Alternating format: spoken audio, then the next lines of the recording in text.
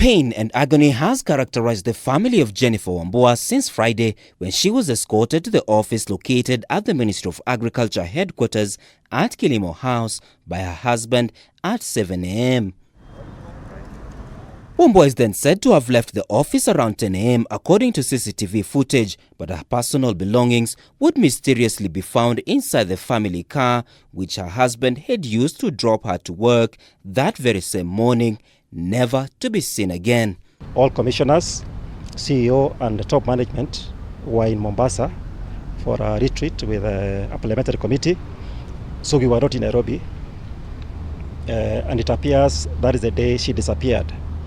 So we only learned of her disappearance on Saturday morning, and when we did, we got in touch with the family. In fact, we learned of this from the family.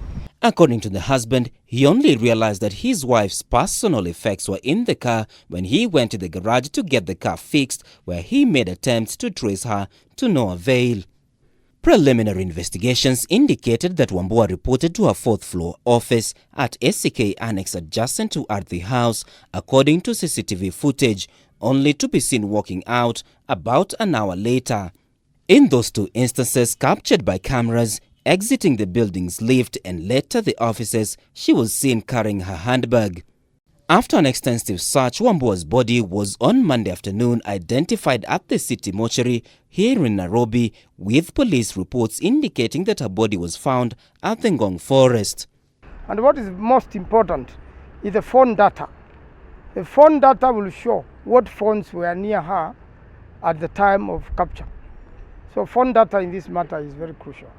Where did the The accident accident take place? took place between Chumvi and Machakos town.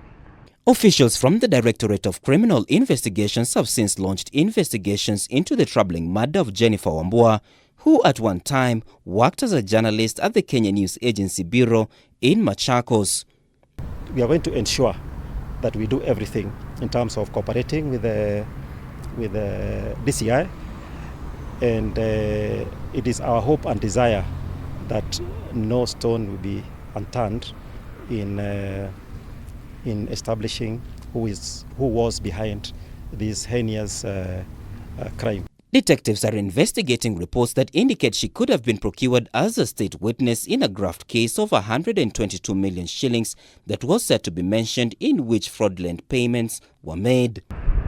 When she mentioned that to my family that there was a court case and that she was a witness and in fact was due for cross-examination, then now we were to come and spend some time so that we can be able to help her in one way or guide her or encourage her. And one of the things I would have quickly thought of would have been witness protection. But because the case was on Tuesday, it looked as if there was time. The case involves government agency in which several firms and individuals were mentioned. The fraudulent payments were allegedly to be channeled to media houses for government advertising expenditure, and it's still not clear if her murder was related to the said case. The fact of her being a state witness is something I learned when I had arrived here at the mortuary. I didn't know that fact. The puzzle that remains to be solved further is how her personal effects ended up back at the car that dropped her, having alighted the car with the personal effects. Martin Opio, K24 TV.